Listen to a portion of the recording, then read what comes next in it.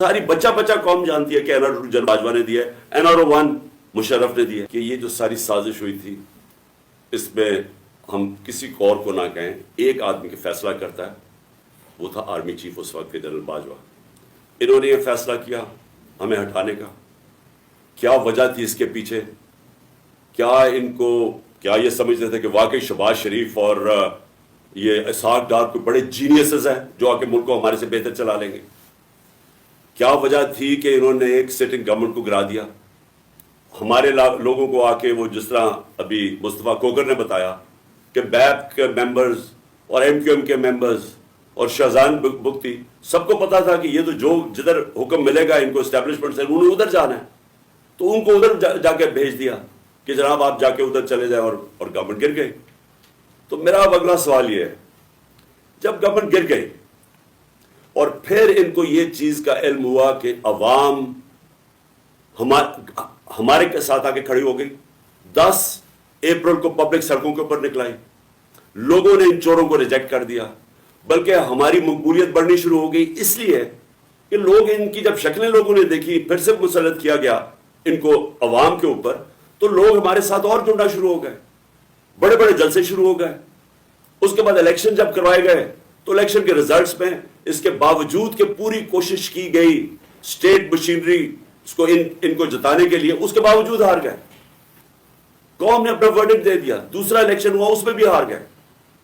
لیکن مجھے جو افسوس کی بات ہے کہ بجائے ایک سمجھیں کہ جناب جنرل باجوہ آپ نے غلطی کر دی ہے، آپ کوئی عقل کل تو نہیں ہے، آپ دیکھ رہے ہیں کہ لوگ ادھر کھڑے، انہوں نے ہمارے اوپر جو ظلم کیا ہے، جس طرح ہمارے اوپر ظلم کیا گیا، میں آپ کو یقین دلاتا ہوں کہ جنرل مشرف کے مارشل لاء میں میں اپوزیشن میں تھا، مجھے انہوں نے جیل میں ڈالا.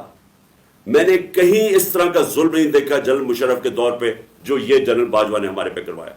ایک چلتی ہوئی حکومت جو اچھی بلی جو میں خود آپ کو بتا رہا ہوں، اور یہ آپ اکنامک سروے آف پاکستان میں دیکھ سکتے ہیں کہ ہماری پرفارمنس کیا تھی. میں نہیں اگر کہہ رہا تو آپ خود دیکھ سکتے ہیں. اس حکومت کو سازش کر کے، بیرونی سازش کا حصہ بن کے، کون ذمہ دار تھا اس کا ایک آدمی ذمہ دار ہے، اس کا نام ہے جنرل باجوہ. میں اس کے خلاف اس لیے نہیں بات کرتا تھا، آرمی چیف تھے. آرمی چیف کے خلاف آپ کیوں نہیں بات کر سکتے؟ کیونکہ فوج کے اوپر فوج کو برا نام نہ آئے. ہم سب سمجھتے ہیں کہ اس ملک کو، جو میری طرح کے لوگ آزاد ذہن کے لوگ ہیں، ہم تو اپنی فوج کو چاہتے ہیں مضبوط ہو. ہماری تو ساری پوری کوشش ہے کہ مضبوط فوج ہو تاکہ ہم آزاد ملک رہ سکیں. تو اس لیے ہم چپ کر کے بیٹھے رہے اور یہ سارے تماشے دیکھتے رہے کہ کیسے سازشیں ہوئیں، کیسے لوگوں کو بتایا گیا.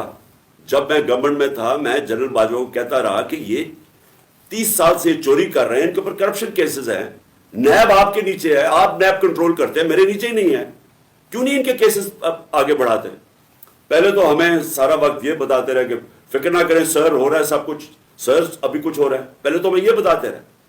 آہستہ آہستہ ہمیں پتہ چلا کہ ان کی تو کوئی نیت ہی نہیں ہے کرپشن کی. مجھے پھر کہنا شروع ہو گیا کہ جی آپ ملک کی اقتصادیات کو ٹھیک کریں، اکانومی کو ٹھیک کریں، بھول جائیں اس کو، یہ اکاؤنٹیبلٹی کو.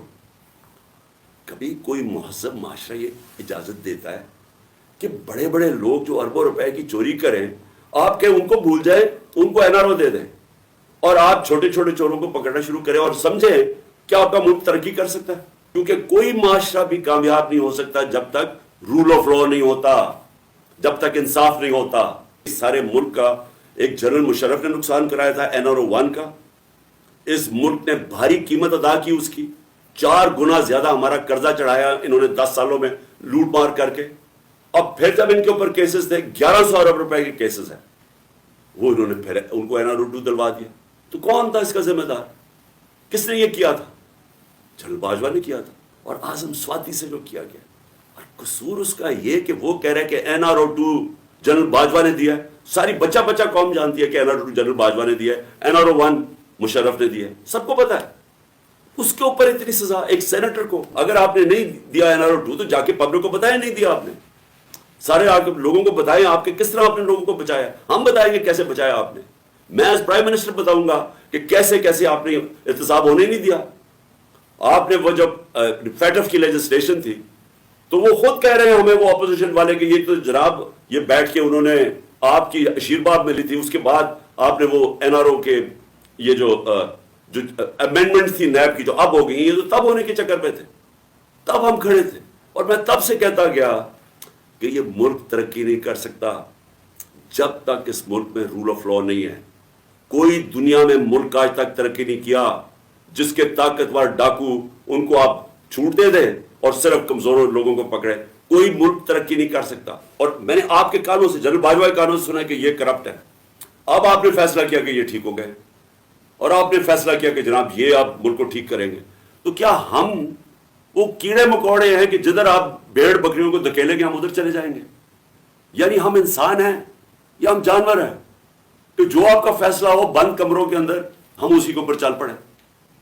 اور آپ کو جب نظر بھی آ رہا تھا کہ پاکستانی قوم ان کو ریجیکٹ کر رہی ہے، ہمیں تو ہمارے ساتھ میرا تو فائدہ کروا دیا، مجھے تو اللہ نے کبھی اتنی عزت دی نہیں جو اس کے بعد ملی ہے، لیکن ملک کو کدھر پہنچا دیا آج۔